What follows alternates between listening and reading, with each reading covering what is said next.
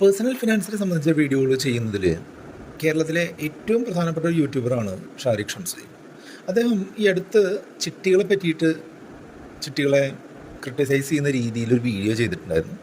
അപ്പോൾ അതിൻ്റെ ഒരു റിയാക്ഷൻ വീഡിയോ എന്നുള്ള രീതിയിലാണ് ഈ വീഡിയോ ചെയ്യുന്നത്. ആ വീഡിയോ അത്യാവശ്യം വളരെ അധികം ആളുകൾ കണ്ടിട്ടുള്ള വീഡിയോ ആണ്. അത്രയും നല്ല റീച്ച് ഉണ്ടായിട്ടുള്ളൊരു വീഡിയോ ആണ്. പക്ഷേ അതിൽ പറയുന്ന പല കാര്യങ്ങളും അത് സത്യങ്ങളോ അസത്യങ്ങളോ ആണ് എന്നുള്ളതാണ് എൻ്റെ ഒരു അനുഭവത്തിലും എൻ്റെ ഒരു കയ്യിലുള്ള ഇൻഫർമേഷനും വെച്ച് തോന്നുന്നത്.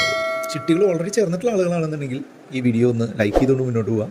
അല്ലാന്നുണ്ടെങ്കിൽ ചിട്ടികൾ നിങ്ങൾ ചേർന്നിട്ടില്ല എന്നുണ്ടെങ്കിൽ എന്തുകൊണ്ടാണ് നിങ്ങൾ ചിട്ടി ചേരാത്തത് എന്നൊന്ന് കമൻറ്റും കൂടെ ചെയ്തോളൂ.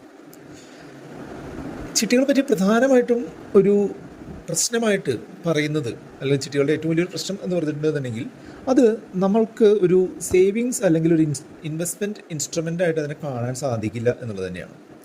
പ്രത്യേകിച്ചും ചിട്ടികൾ നമ്മൾ സാധാരണ ഒരു ബാങ്കിലെ റിക്കറിംഗ് ഡെപ്പോസിറ്റ് എല്ലാ മാസവും ഒരു നിശ്ചിത തുക അടച്ചുകൊണ്ട് ഇൻവെസ്റ്റ് ചെയ്യുന്ന തരത്തിലുള്ള ഒരു റിക്കറിംഗ് ഡെപ്പോസിറ്റിൻ്റെ ഒരു ഇൻട്രസ്റ്റിനെ പോലും കവർ ചെയ്യുന്നതിനായിട്ട് ചിട്ടികളിൽ നിന്നുള്ള ലാഭം മതിയാവില്ല എന്നുള്ളത് സത്യം തന്നെയാണ്. എങ്കിലും ചിട്ടികളിൽ നിന്ന് കിട്ടുന്ന ഒരു ബെനിഫിറ്റ് എന്താണെന്ന് വെച്ചാൽ നമുക്ക് മുൻകൂറായിട്ട് പണം ലഭിക്കുന്നു എന്നുള്ളതാണ്. മുൻകൂറായിട്ട് പണം ലഭിക്കുന്നതിനായിട്ട് സാധാരണ ഒരു ലോൺ കിട്ടാത്ത ഒരാളോ അല്ലെങ്കിൽ ലോൺ കിട്ടിയാൽ തന്നെ ഉയർന്ന പലിശ കൊടുക്കുന്ന ഒരാളോ അങ്ങനെയുള്ള ഒരാളൊക്കെ ആണെന്നുണ്ടെങ്കിൽ ഈ ലോണിനേക്കാൾ എന്തുകൊണ്ടും മികച്ചതാണ് ചിട്ടി എന്നുള്ളതാണ് എൻ്റെ ഒരു അനുഭവവും അറിവും.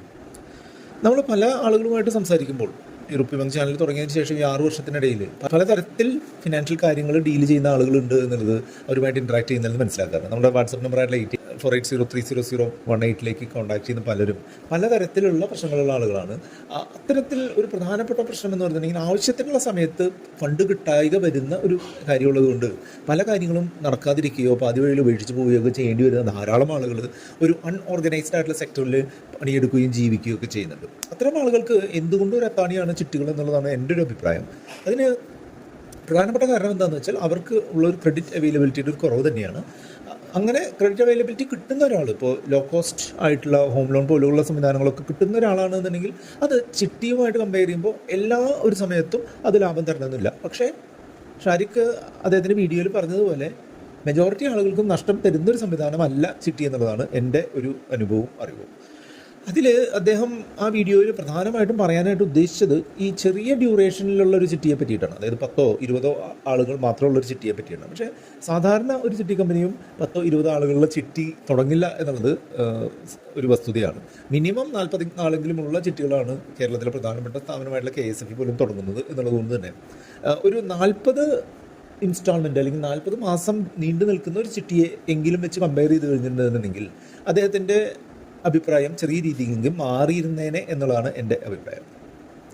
ഇപ്പോൾ ഞാനൊക്കെ ചിട്ടിയിൽ ഞാൻ പേഴ്സണലി കുറച്ച് അധികം ചിട്ടികൾ ചേർന്നിട്ടുള്ള ഒരാളാണ്. പലതും ക്ലോസ് ചെയ്തിട്ട് ഇപ്പോൾ 1-2 മാത്രം കണ്ടിന്യൂ ചെയ്യുന്ന ഒരാളാണ്.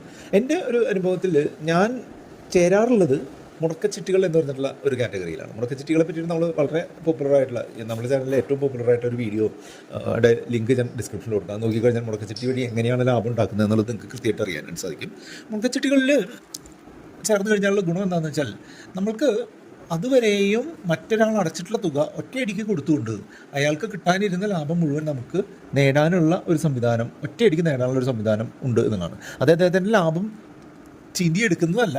ആക്ച്വലി അദ്ദേഹം ഈ ചിട്ടി തുടങ്ങി ഇടയ്ക്ക് വെച്ച് നിർത്തേണ്ട ഒരു ഗതികേടിൽ വന്ന ഒരു സമയത്ത് അദ്ദേഹം അടച്ചിട്ടുള്ള പൈസയെങ്കിലും തിരികെ കിട്ടുക എന്നുള്ള ഉദ്ദേശത്തിൽ KSFE പോലുള്ള കമ്പനികൾ ചെയ്യുന്നൊരു പരിപാടിയാണ് ഈ മുടക്കച്ചിട്ടികൾ മറ്റുള്ള ആളുകൾക്ക് കൊടുക്കുക എന്നുള്ളത്.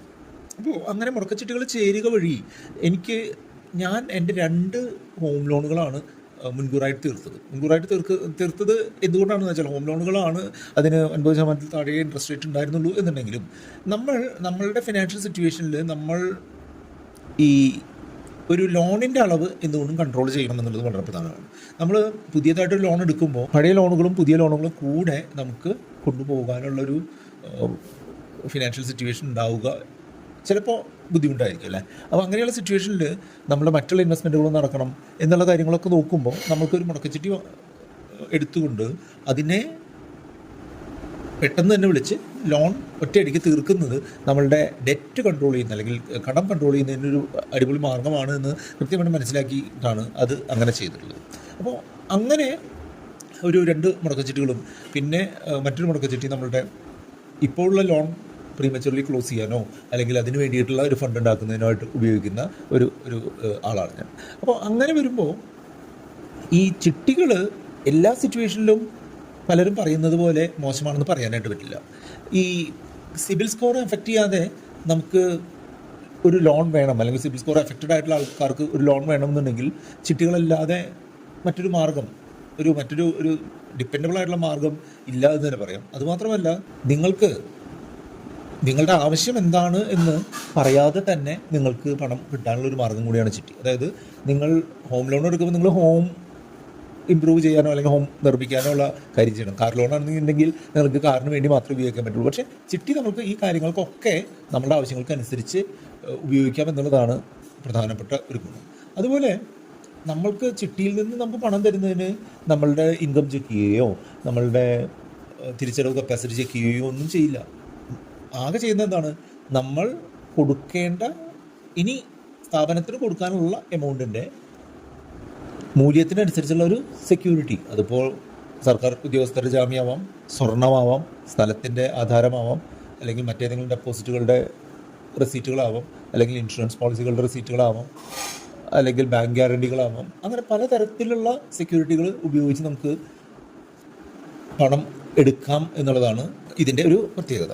അപ്പോൾ ഇങ്ങനെയൊക്കെയുള്ള കാര്യങ്ങൾ, പോസിറ്റീവ് കാര്യങ്ങളും കൂടെ ഈ ചിട്ടികൾക്ക് ഉണ്ട് എന്നുള്ളത് മാത്രം പറയാനാണ് ഉദ്ദേശിച്ചത്.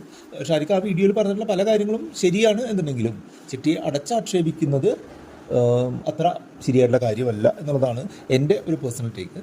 ഇത് ചിട്ടി ചേരാനും ചിട്ടി ചേർന്ന് സർവീസ് ചെയ്തുകൊണ്ടിരിക്കുന്ന ആളുകൾക്കും ഒന്ന് ഷെയർ ചെയ്ത് കൊടുക്കുക. ചിട്ടികളെ പറ്റിയിട്ടുള്ള ധാരാളം വീഡിയോകൾ നമ്മുടെ വീഡിയോ ചാനലിലുണ്ട്. അതൊന്ന് കണ്ടു കഴിഞ്ഞിട്ടുണ്ടെങ്കിൽ കൂടുതൽ വിവരങ്ങൾ അറിയാം. മറ്റെന്തെങ്കിലും അറിയാമെങ്കിൽ നമ്മുടെ വാട്സപ്പ് നമ്പറായിട്ടുള്ള 8848030018 നിങ്ങൾക്ക് കോൺടാക്ട് ചെയ്യുക.